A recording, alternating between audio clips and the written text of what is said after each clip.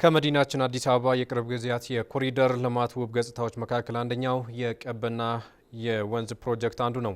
በውስጡ በያዛቸው የስፖርት ቦታዎችና መዝናኛዎች ለማህበረሰቡ ምቹ የማዘውተሪያና የእረፍት ጊዜያት ማረፊያም ሆነዋል። በስፍራው ከሌሎች መዝናኛዎች ትይዩ ረዥም ንጣፎችን በመሸፈን የተሰራው የብስክሌት መንገድ በስፖርት ውስጥ ለሚገኙ ታዳጊዎችም ሆነ ለህብረተሰቡ የተሻለ አማራጮችን ፈጥሯል። ሰለሞን አባቡ ተጨማሪውን አዘጋጅተዋል። አዲስ አበባችን ሀገራችን በአጠቃላይ ተለውጣለች። ሳይክሉም ዛሬ ሰፊ ነው መንገዱ፣ የሳይክል ለብቻው ነው። በመገናኛ ብንሄድ፣ በቀጨኔ ብንሄድ፣ በቱሉ ዲምቱ ብንሄድ ሁሉም ቦታ የሳይክል መሄጃ ለብቻው አለ፣ የመኪና ለብቻው አለ፣ የእግረኛ ለብቻው አለ። ይሄ ለውጥ ነው። ኤሮፕ ሆናለች ማለት ይቻላል። ኢንሻአላህ ደግሞ ወደፊት ከኤሮፕ እየመጡ እንደሚጎሳለች። በዚህ ጉዳይ ላይ ቆይታ እናደርጋለን። የተከበራችሁ ተመልካቾቻችን እንግዳ አለን። ከእንግዳ ጋር ደግሞ ሰፊ ቆይታ የምናደርግ ይሆናል። የኢትዮጵያ ብስክሌት ፌዴሬሽን ፕሬዝዳንት አቶ ቢኒያም ነገሱ እዚህ ስቱዲዮ ይገኛሉ። እንኳን ደህና መጡ። እንኳን ደህና ቆያችሁኝ። አመሰግናለሁ ስለጋበዛችሁ። እኛም እናመሰግናለን ስለ ጊዜዎት። ቀደም ብለው እንግዲህ ሰለሞን አባቡ ባጠናከረው በዘገባው እንደተመለከት ነው በአገራዊ የኮሪደር ልማቱ ጋር ተያይዞ የተሰሩ የብስክሌት መንገዶችን ነው የተመለከት ነውና እንደው ይህ የኮሪደር ልማት ይዞት የመጣው የብስክሌት መንገዶች ጠቀሜታቸው፣ ፋይዳቸው እንደ ብስክሌት ፌዴሬሽን እንዴት ይመለከታሉ? አዎ እንግዲህ በብስክሌት ዙሪያ አዲስ ባህል እየመጣ ነው አሁን የሚገኘው። በመሰረቱ መንግስት እያደረገ ያለው በዚህ በኮሪደር ልማት ዙሪያ አውንታዊ ነው። እያንዳንዱ መሰረተ ልማቱ የሚሰራው ስራና ያንን እርምጃ እኛ ከብዙ አንጻር ነው የምናየው። ከተማው ለብስክሌት ቦታ ሰጥቷል የሚለውን መልእክት ያስተላልፋል። መንግስት ለብስክሌት ትኩረት ሰጥቷል የሚለውን መልእክት ያስተላልፋል እና ይህን መልእክት ደግሞ እንዴት አድርገን ነው ወደ ህብረተሰቡ የምናስገባ የሚለው ነው ትልቁ ስራ። ስለዚህ የብስክሌቱ ባህል መፍጠር አለብን። ብስክሌቱን የሚወድ ህብረተሰብ መፍጠር አለብን። ከዛም ባሻገር በተለይ ከደህንነት ጋር እና ከተሽከርካሪ ግንዛቤ ጋር እነዛን ከማህበረሰብ ግንዛቤዎች በመፍጠር የብስክሌቱን ተጠቃሚዎች ማብዛት ላይ ትልቁን ስራ እንሰራለን ብለን እንገምታለን እና አሁን እየተሰሩ ያሉ ስራዎችን ከብዙ ጥቅም አንጻር ነው የምናየውና ሌሎች ሀገራቶች ይህንን በብዙ አቅጣጫ ነው የሚወስዱት። እንዲያውም የብስክሌት ቦታዎች ሰፋ ያለ ቦታዎች እየተሰጣቸው ይገኛል ከመኪና ይልቅ እና ወደዛ ባህል ወደዛ መንገድ እየተጓዝን ያለንበት ሁኔታ ነው ያለውና ጥሩ መንገድ ነው የያዝነው። መልካም። በቅርቡ የሲቲ ማውንቴን የባይክ ውድድር የብስክሌት ውድድር በከተማችን አዲስ አበባ መደረጉ እናስታውሳለን። ስለዚህ አሁን ላይ ከኮሪደር ልማቱ ጋር ተያይዞ በመዲናዋ በአዲስ አበባ ሰፋፊ ስራዎች እየተሰሩ ይገኛሉ። ሌሎች ከተሞች ላይም ክልል ከተሞች ላይ እንመለከታለን። አሁን ይህንን የብስክሌት መንገድ በዚህ ዘርፍ ከማስፋፋት አኳያ ከመንግስት ጋር ምን አይነት ስራዎችን እየሰራችሁ ትገኛላችሁ? በቅርቡ አዲስ የተመረጠ ስራ አስፈጻሚ መሆኑን እናውቃለንና እንደ አዲስ የተጀመረ ስራዎች ካሉ? ያው አዲስ ስራ አስፈጻሚ ነው፣ አዲስ ፌዴሬሽን፣ አዲስ ፕሬዝዳንት ነው የተመረጠው። ብዙ ስራዎች ይጠበቁብናል፣ ብዙ ስራዎች መስራት አለብን። በመሰረቱ እንደጠቀስከው የሲቲ ማውንቴን ባይክ ተካሂዶ ነበረ በአዲስ አበባ ከተማ። ይሄ ለከተማዋም ለቱሪዝሙም እድገት ትልቁን ሚና የሚጫወት ነው። በመሰረቱ ውጪ ሀገራት ውድድሮች እዚህ ማድረግ እንደምንችል ያሳየንበትም ነው እና ይሄ ትልቅ ተደርጎ የሚታይ ነው። ስለዚህ ከመንግስት እና ከሚመለከታቸው የድርሻ አካላት ጋር በጋራ እንዴት አድርገን የተለያዩ ውድድሮች ማድረግ አለብን፣ እንደዚህም ደግሞ እንደዚህ ኢንተርናሽናል የሆኑ ውድድሮችን ወደ ሀገራችን እንዴት እናመጣለን የሚሉትንም በእቅዶች የያዝን እንገኛለን። ከዛም ባሻገር ብዙ በፌዴሬሽኑ መሰራት የሚገባቸው ስራዎች አሉ። እነዛን እንግዲህ አሁን ቢያንስ በሚቀጥሉት 100 ቀናቶች ላይ የግምገማ ስራ ሰርተን ቀጣዩን ጉዞ እንይዛለን ብለን እናምናለን።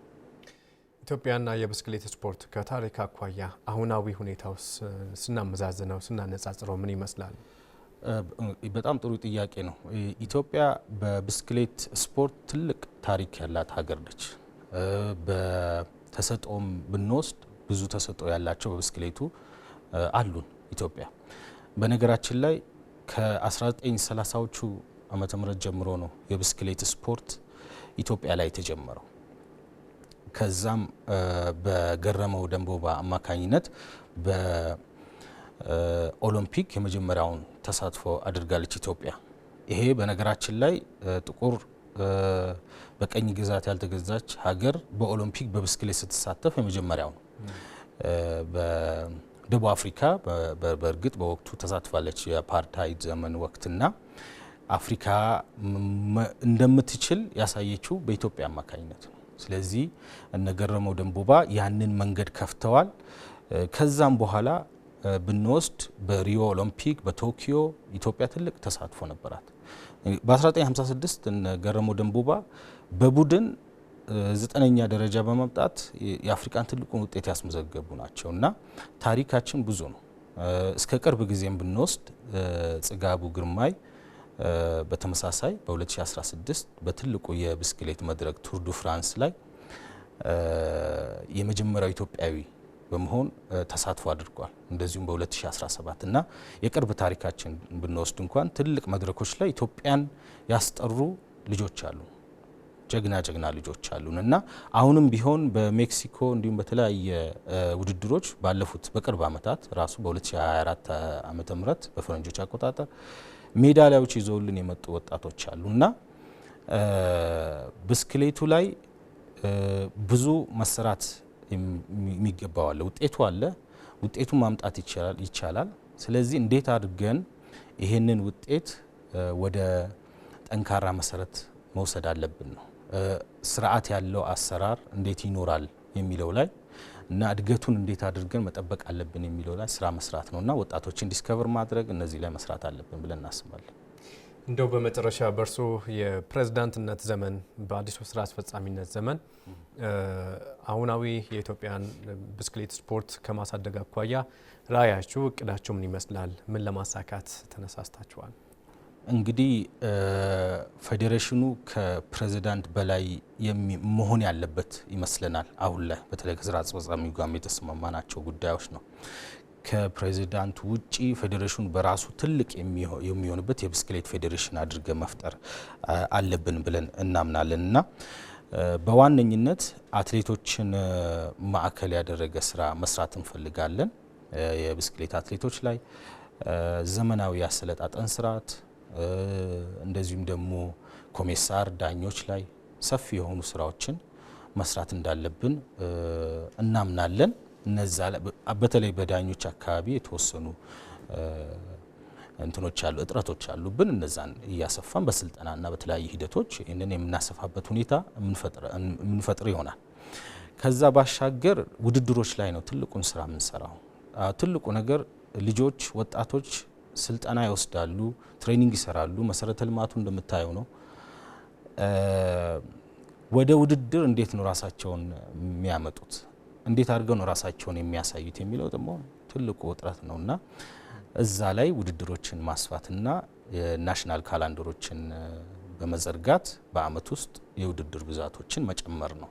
የዛ ላይ ትልቁን ስራ እንሰራለን ብለን እናስባለንና ከዛ ባሻገር በተለይ በብስክሌት ብቻ ሳይሆን ሌሎችም ስፖርቶች ላይ የምናየው ነው። በተለይ ዲጂታል ኢኮሲስተሙን መፍጠር ያስፈልጋል።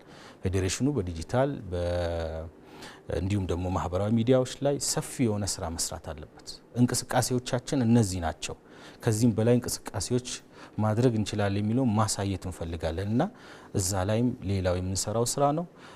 ከዛ ባሻገር እንግዲህ በየክልሉ ያሉ ፌዴሬሽኖችን እንደዚሁም ደግሞ የስፖርት አካላትና የሚመለከቱ አካላቶችን ማወያየትና እነሱን ማዳመጥ ላይ አንዱ ትልቁ የምንሰራው ስራ ነው። ምንድነው ያሉት ችግሮች የሚሉትን በማየት እንግዲህ ወደ አቅጣጫ እንሄዳለን፣ መስመር እንዘረጋለን ብለን እናስባለን።